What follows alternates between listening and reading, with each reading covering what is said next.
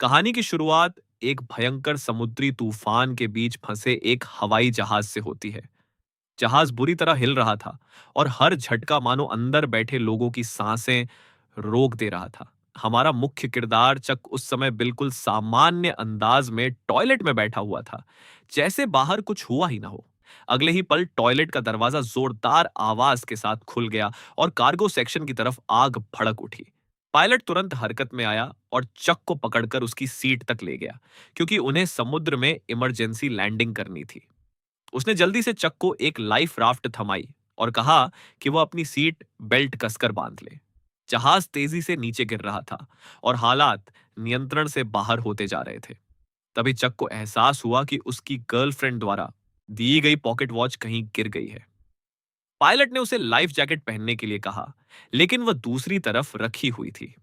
अपनी घड़ी के कारण चक ने सीट बेल्ट खोल दी और लड़खड़ाते हुए उसे उठाने के लिए आगे बढ़ गया। जैसे ही उसने घड़ी उठाई और जैकेट लेने की कोशिश की, अचानक प्लेन का एंगल बदल गया।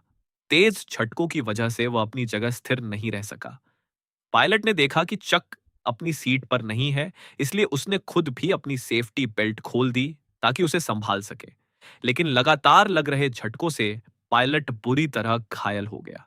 किसी तरह उसने विमान को समुद्र की सतह पर धीरे से उतारने की कोशिश की, मगर गलत एंगल से टकराने के कारण पानी केबिन में तेजी से भरने लगा। चक की सीट बेल्ट बंधी नहीं थी, इसलिए वह फंसने से बच गया। तभी अचानक प्लेन का ऊपरी हिस्सा फट गया और समुद्र का पानी तेज रफ्तार से अंदर घुसने लगा। सौभाग्य से चक के हाथ में इन्फ्लेटेबल लाइफ राफ्ट थी, लेकिन जैसे ही उसने उसे खोलना चाहा, राफ्ट का एक हिस्सा प्लेन में अटक गया। डूबता हुआ जहाज उसे राफ्ट समेत नीचे खींचने लगा। हालात इतने खराब थे कि उसकी सांसें तक रुकने लगीं।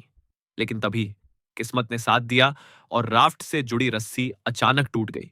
उसी पल लाइफ राफ्ट ने उसे ऊपर की ओर खींच लिया और वह मौत के मुंह से बाहर निकल आया। आखिरकार चक समुद्र की सतह तक पहुंच गया। उसने अपनी बची हुई सारी ताकत लगाकर राफ्ट पर चढ़ने की कोशिश की और पूरी जान लगाकर उसके किनारे को पकड़े रहा। लेकिन लहरों की दिशा उसे उस इंजन की ओर बहा रही थी जो अब भी चालू था। पीछे मंडराते खतरे को देखकर उसने घबराकर अपनी आंखें बंद कर लीं। तभी अचानक इंजन में आग लग गई और एक जोरदार धमाके की लहर ने उसे हवा में उछालकर दोबारा समुद्र में गिरा दिया। पूरा विमान एक बड़े विस्फोट के साथ धीरे धीरे गहराई में डूब गया। लेकिन खतरा अभी खत्म नहीं हुआ था। चक को न केवल तेज तूफानी हवाओं का सामना करना पड़ा, बल्कि एक के बाद एक उठती विशाल लहरों से भी जूझना पड़ा। वह बस लाइफ राफ्ट की रस्सी को कसकर पकड़े रहा ताकि बह न जाए। इसी संघर्ष में काफी समय बीत गया। अचानक लाइफ राफ्ट की हवा निकलने लगी और नुकीली चट्टानों से टकराकर वह फट गई। इसका मतलब था कि वह आखिरकार किसी किनारे तक पहुंच चुका था। वह अपनी आखिरी ताकत समेटकर राफ्ट को घसीटते हुए किनारे तक लाया और वहीं गिर पड़ा। अगली सुबह जब सूरज की किरणें उसके चेहरे पर पड़ीं, तो उसे एहसास हुआ कि वह अभी भी जिंदा है। चारों ओर नजर दौड़ाने पर उसे समझ आया कि वह एक छोटे से सुनसान आइलैंड पर आ लगा है। मौत के मुंह से बच निकलने के बावजूद उसे कोई सुकून नहीं मिला, क्योंकि यह जगह पूरी तरह अनजान थी। वह चलते चलते प्लेन से बिखरी चीजें इकट्ठा करता गया और आइलैंड के अंदर किसी और जीवित इंसान की तलाश करने लगा। लेकिन जब उसने चारों ओर देखा तो उसका स्वागत सिर्फ गहरे सन्नाटे ने किया। साफ था कि वह एक ऐसे टापू पर फंसा है जो शायद दुनिया के नक्शे पर भी दर्ज नहीं है। जिंदा रहने के लिए उसने तरह तरह के उपाय सोचने शुरू किए। फिलहाल उसके पास समुद्र किनारे हेल्प लिखने के अलावा कोई रास्ता नहीं था। जल्द ही रात का अंधेरा छा गया। वह अब भी उम्मीद लगाए बैठा था कि कोई गुजरता हुआ जहाज उसे देख लेगा। लेकिन जैसे जैसे रात गहराती गई, उसकी उम्मीदें डर में बदलती गईं। जंगल से आती अजीब आवाजें उसे बेचैन कर रही थीं। अगली सुबह उसने इकट्ठा की सामान से एक अस्थायी ठिकाना बनाया और प्लेन से मिले सामान की जांच करने लगा। उसके पास बस उसकी गर्लफ्रेंड द्वारा दी गई पॉकेट वॉच ही बची थी। उसे याद आया कि केली ने बिजनेस ट्रिप पर जाने से पहले यह घड़ी दी थी, ताकि क्रिसमस पर लौटकर दोनों शादी कर सकें। लेकिन एक अचानक हुई दुर्घटना ने उस सपने को यहीं रोक दिया।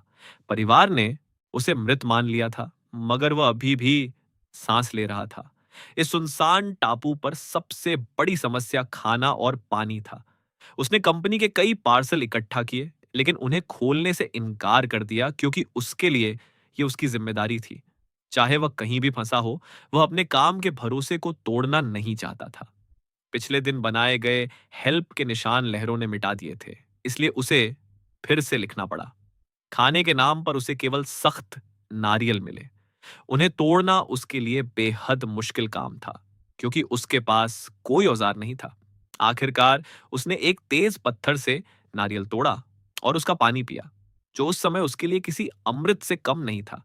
लेकिन वह केवल नारियल पर निर्भर नहीं रहना चाहता था। उसने आइलैंड के बाकी हिस्सों की भी तलाश करने का फैसला किया। वह टापू की सबसे ऊंची चोटी पर चढ़कर चारों ओर का नजारा देखना चाहता था, लेकिन नुकीले पत्थरों ने उसके पैरों को घायल कर दिया। इसलिए उसने अपनी पैंट का कपड़ा काटकर उसमें पत्ते भर दिए और अस्थाई जूते बना लिए। बड़ी मुश्किल से वह ऊपर पहुंचा, लेकिन वहां से चारों तरफ सिर्फ अंतहीन समुद्र दिखाई दे रहा था। कोई इंसान, कोई नाव, कुछ भी नजर नहीं आ रहा था। तभी दूर उसे एक अजीब सी चीज दिखाई दी। बिना समय गंवाए वह उसकी तरफ दौड़ा।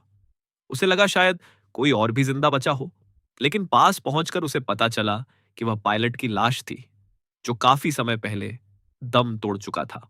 भारी मन से उसने पायलट की लाश को किनारे तक घसीटा और उसके पास से काम की चीजें निकालने लगा। उसे एक जोड़ी अच्छे जूते मिले, जो अब भी पहनने लायक थे, एक टॉर्च जो अभी भी काम कर सकती थी, और एक बेकार पड़ा बटुआ। इसके बाद उसने पायलट के लिए गड्ढा खोदा, उसे दफनाया और एक चट्टान पर उसकी मृत्यु की तारीख लिख दी। शाम को वह समुद्र किनारे बैठा जूतों को देखता रहा। उसके मन में ख्याल आया कि अगली बार उस कब्र में शायद वहीं लेटा होगा। उसी रात वह सो नहीं सका। उसने तय किया कि अगर वह कुछ नहीं करेगा तो यहां मर जाएगा। अगले दिन उसने जंगल में जिंदा रहने के तरीके अपनाने शुरू किए। पेड़ों की पत्तियों पर जमी ओस को इकट्ठा कर नारियल के खोल में जमा किया, ताकि उसे पीने के लिए साफ पानी मिल सके। उसने लकड़ी को नुकीला बनाकर भाला तैयार किया और मछली पकड़ने की कोशिश की। उसी रात टॉयलेट करते समय उसे दूर रोशनी दिखाई दी। उसने जोर से चिल्लाकर संकेत दिया और टॉर्च से इशारा किया, लेकिन दूरी ज्यादा थी। रोशनी धीरे धीरे गायब हो गई और उसके भीतर गुस्सा और बेबसी भर गई। सुबह होते ही वह टूटी राफ्ट लेकर समुद्र में उतर पड़ा। ये उसके लिए कई हफ्तों में पहली उम्मीद थी, लेकिन हर बार लहरें उसे वापस किनारे धकेल देती। बार बार कोशिश करने के बाद भी वह आगे नहीं बढ़ सका। एक नुकीले पत्थर से उसकी जांग बुरी तरह कट गई और खून बहने लगा। अब उसमें और ताकत नहीं बची थी। वह टूटी राफ्ट घसीटते हुए वापस तट पर लौट आया। शाम होते ही तेज तूफान और बारिश शुरू हो गई। उसने कंपनी के पार्सलों को राफ्ट से ढक दिया, खुद बारिश से बचने के लिए जगह ढूंढता रहा, और उसे एक छोटी गुफा मिल गई। घायल हालत में उसने गंदा बारिश का पानी पी लिया और आखिरकार बेहोश होकर गिर पड़ा। उसकी टॉर्च की बैटरी भी खत्म हो गई और चारों तरफ अंधेरा छा गया। अगले दिन दर्द से उसकी आंख खुली। जांग के घाव में संक्रमण के संकेत दिख रहे थे। उसे समझ आया कि अगर इलाज नहीं किया तो वह ज्यादा दिन नहीं बचेगा। आखिरकार उसने पार्सल खोलने का फैसला किया। उनमें वीडियो टेप, एक वॉलीबॉल, एक लंबी ड्रेस और एक जोड़ी स्केट्स थे। आखिरी पार्सल उसने फिर भी नहीं खोला। उसने पैकिंग के फोम से घाव पर दबाव बनाया, जूतों के फीते से पट्टी बांधी, स्केट के ब्लेड उसके औजार बन गए और ड्रेस की जाली से उसने मछली पकड़ने का जाल तैयार किया। कई दिनों बाद वह पेट भर खाना खा सका। कच्चे खाने से बचने के लिए उसने लकड़ी रगड़कर आग जलाने की कोशिश की। सुबह से शाम और फिर रात तक प्रयास करता रहा।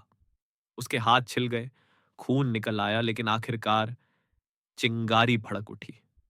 जलती आग देखकर वह खुशी से भर गया, जैसे उसने जिंदगी की सबसे बड़ी लड़ाई जीत ली हो। आग जलने के बाद चक के लिए जिंदगी थोड़ी आसान जरूर हुई, लेकिन मुश्किलें खत्म नहीं हुई थी। वह अब आग पर मछली भून सकता था और धुएं से संकेत भी दे सकता था। फिर भी कच्चा खाना खाने और लगातार गंदगी में रहने की वजह से उसके दांतों में सूजन आ गई और एक दांत बुरी तरह संक्रमित हो गया। दर्द इतना बढ़ गया कि वह रात भर तड़पता रहा। आखिरकार उसने तय कर लिया कि वह खुद ही इस दांत को निकाल देगा। उसने एक हाथ में स्केट का धारदार ब्लेड पकड़ा और उसे दर्द वाले दांत पर टिकाया, जबकि दूसरे हाथ में पत्थर लिया। फिर उसने पूरी ताकत से पत्थर मारा, लेकिन दांत निकल गया था। वह थककर जमीन पर गिर पड़ा, लेकिन अब दर्द धीरे धीरे कम होने लगा। समय बीतता गया और दिन महीनों में बदल गए। 4 साल के अंदर चक का रूप पूरी तरह बदल चुका था। उसकी दाढ़ी बढ़ चुकी थी, शरीर दुबला हो गया था और आंखों की चमक कहीं खो गई थी।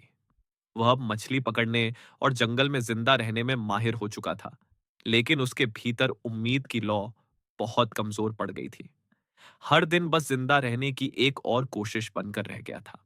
एक दिन समुद्र किनारे उसे टिन का एक टुकड़ा मिला। वह उसे उठाकर ध्यान से देखने लगा।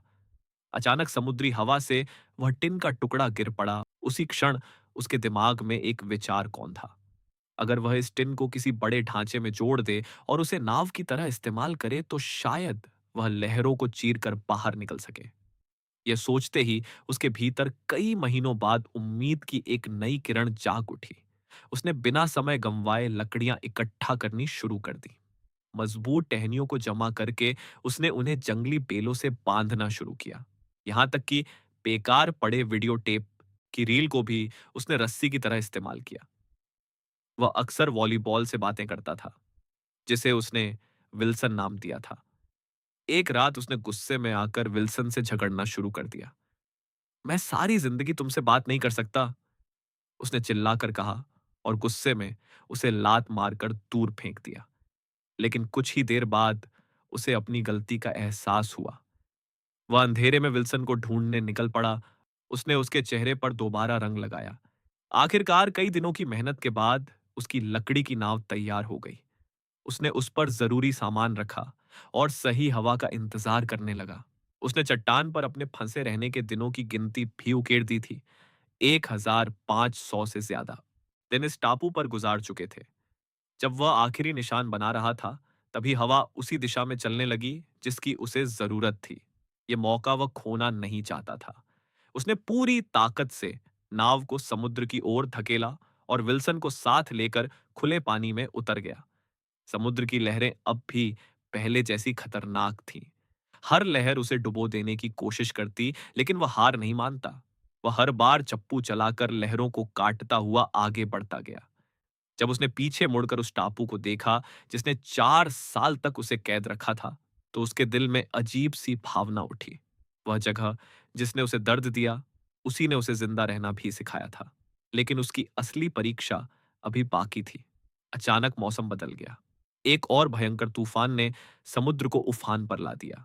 तेज बारिश और ऊंची लहरों के बीच चक अपनी नाव को पकड़कर बैठा रहा।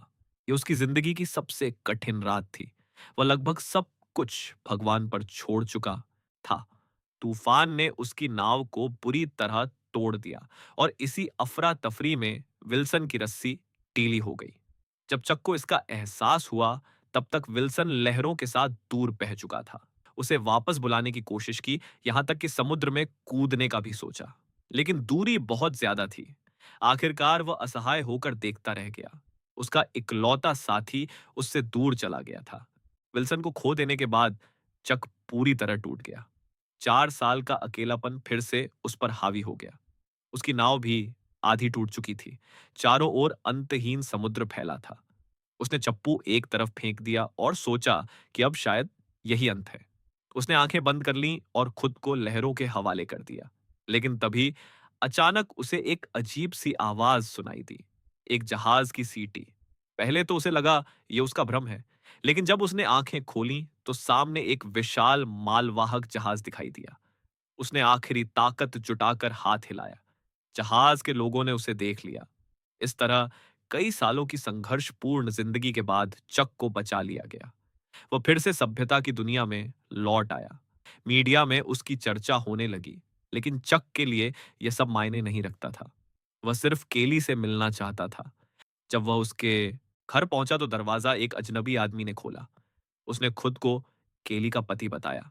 यह सुनकर चक का दिल टूट गया। केली अब शादीशुदा थी और एक बच्चे की मां बन चुकी थी। वह दोनों भावुक हो गए, लेकिन सच्चाई यही थी कि जिंदगी आगे बढ़ चुकी थी। चक समझ गया कि वह उसे रोक नहीं सकता। उस रात कंपनी ने उसके स्वागत में दावत रखी। मेज पर सजी मछलियां और केकड़े देखकर चक को अजीब सा एहसास हुआ। टापू पर जिन चीजों के लिए वह तरसता था, वही यहाँ शानदार व्यंजन बनकर सामने थी। अगले दिन उसने वो आखिरी पार्सल उसके असली मालिक तक पहुंचाया, जिसे उसने कभी नहीं खोला था। उसने एक धन्यवाद पत्र भी छोड़ा, क्योंकि उसी पार्सल की वजह से वह उम्मीद बनाए रख सका था। और इसी तरह संघर्ष, उम्मीद और अकेलेपन की ये कहानी समाप्त होती है।